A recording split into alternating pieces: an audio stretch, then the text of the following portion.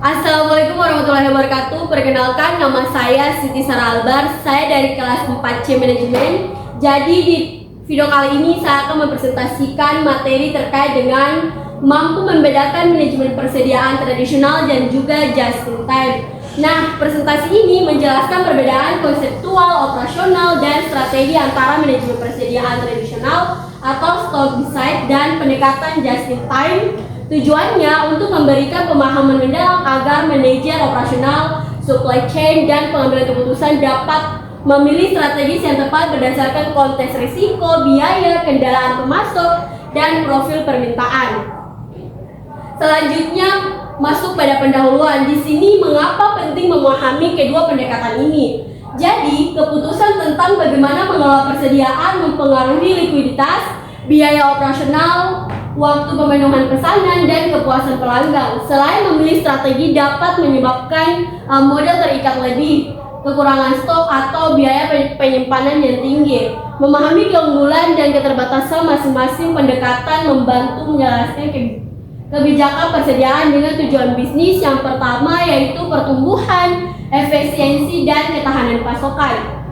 Yang pertama, respon pasar, di mana kecepatan adaptasi terhadap perubahan permintaan yang menentukan keunggulan kompetitif. Dan yang kedua yaitu ada biaya dan modal, di mana persediaan itu mempengaruhi kebutuhan modal kerja dan biaya penyimpanan termasuk depresiasi.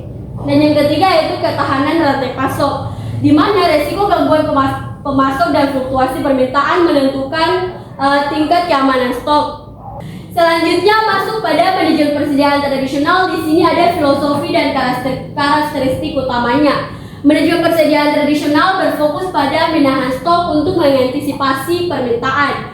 Filosofi intinya sediakan buffer atau safety stock untuk menutupi ketidakpastian permintaan dan juga pasokan. Model ini sering menggunakan konsep ekonomi order quantity, reorder point, dan juga periode pemesanan tetap. Karakteristiknya adalah yang pertama ada level persediaan relatif tinggi. Pesanan dilakukan dalam batch besar untuk memanfaatkan diskon kuantitas. Ada juga lead time toleransi tinggi karena stok pengaman dan pengendali didasarkan pada siklus dan prosedur pemeriksaan fisik. Ada aspek akuntansi dan manajerialnya. Yang pertama, biaya penyimpanan dan asuransi. Yang kedua, permintaan prediktif dan peramalan jangka menengah itu penting. Dan yang terakhir, simpel untuk diterapkan di lingkungan dengan ketidakpastian pemasok tinggi.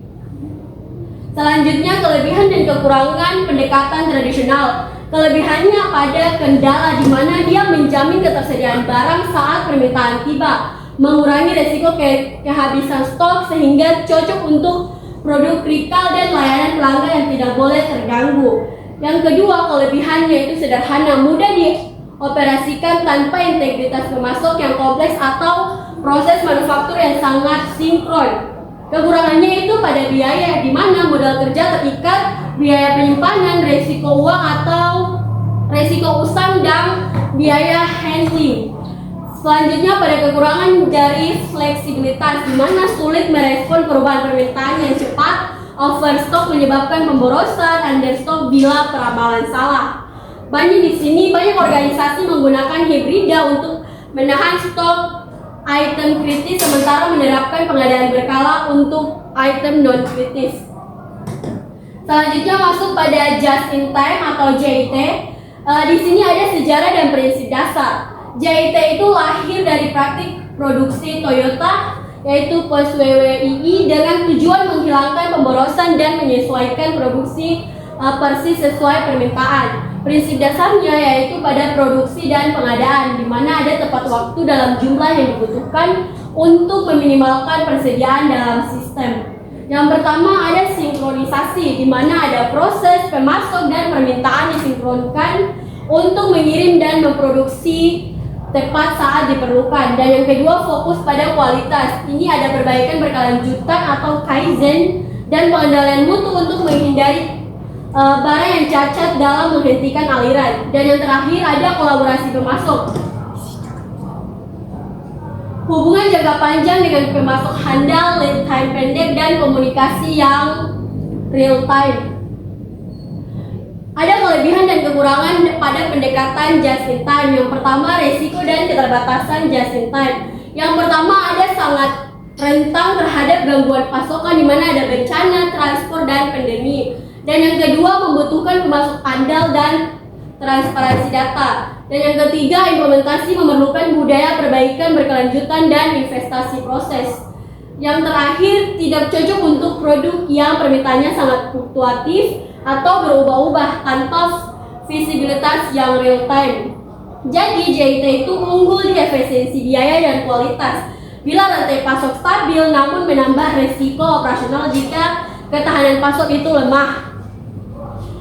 Ada perbandingan kunci dan persamaan dan perbedaan mendasar. Yang pertama, pada area perbandingan. Di sini ada tujuan operasional, tingkat persediaan, hubungan dan pemasok, dan juga resiko gangguan dan kebutuhan sistem informasi. Yang kedua, ringkasan perbedaan. Tradisional, stok buffer, kebijakan safety stock, toleran gangguan pemasok, dan lebih mudah diimplementasikan. Sedangkan just in time, minimal inventory, ketergantungan pada lead time pendek, dan juga memerlukan koordinasi tinggi dan data yang real time. Persamaannya adalah kedua pendekatan tetap mengutamakan ketersediaan produk dan biaya total. Pilihan sering berupa kompromi antara biaya versus risiko. Selanjutnya ada studi kasus. Ini adalah implementasi just in time versus tradisional di industri yang berbeda. Yang pertama yaitu industri otomotif dari just in time, contohnya Toyota. Toyota mengurangi WIP dan stok komponen melalui Kanban, jadwal produksi terkoordinasi, dan pemasok terintegrasi. Hasilnya, biaya penyimpanan turun, latih time produksi menurun, namun ketergantungan terhadap pemasok meningkat. Mitigasi melalui multi-sourcing dan buffer kritis. Selanjutnya industri farmasi atau tradisional. Karena regulasi umur simpanan dan kebutuhan besar, banyak perubahan farmasi menahan stok bahan baku dan produk setengah jadi. Ini menjamin kontinuitas produksi dan kepatuhan meski meningkatkan biaya penyimpanan. Dan yang terakhir ada VMCQ dari hibrida. Produk yang berotasi tinggi sering menggunakan kombinasi di mana safety stock untuk SKU utama, just in time untuk komponen kemasan dan promosi musiman.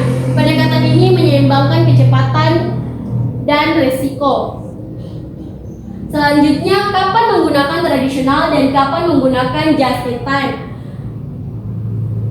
Ada panduan prinsipnya. Yang pertama, pilih tradisional bila permintaan tidak stabil, pemasok tidak andal, biaya stock out relatif rendah dibanding biaya penyimpanan, dan produk memiliki umur simpanan yang panjang. Dan yang kedua, bila memilih just in time, permintaan relatif stabil atau dapat diprediksi dan juga pemasok andal dan responsif, biaya penyimpanan tinggi, dan organisasi siap berinvestasi pada koordinasi dan kualitas. Yang ketiga, pilih hibrida jika portofolio produk beragam, menggunakan just in time untuk komponen standar dan tradisional untuk item kritikal atau beresiko tinggi. Selanjutnya kita masuk pada kesimpulan dan rekomendasi dalam memilih strategi yang tepat. Kesimpulan intinya, tidak ada solusi tunggal. Memilih antara tradisional ataupun just in time itu harus didasarkan pada analisis risiko, biaya total kepemimpinan dan kepemilikan, dan kapabilitas pemasok dan juga tujuan strategis. Ada rekomendasi langkah-langkah. Yang pertama, lakukan segmentasi SKU untuk menerapkan kebijakan berbeda per kategori. Dan yang kedua, bangun hubungan pemasok, kontrak visibilitas lead time dan cadangan pemasok. Dan juga investasi sistem informasi seperti ERP, WMS, dan real-time telemetry untuk mendukung just in time. Yang keempat, mulai pilot just in time pada lini atau SKU berisiko rendah sebelum skala penuh. Dan yang terakhir, monitor KPI, tingkat ketersediaan, biaya persediaan, waktu siklus, dan frekuensi stok. Ada tindak lanjutnya, rekomendasi workshop internal untuk mengukur kesiapan operasional, audit pemasok, dan juga pembuatan roadmap 6 sampai 12 bulan untuk transisi atau penguatan kebijakan. Baik, itu ada presentasi dari saya. Sekian, wassalamualaikum warahmatullahi wabarakatuh.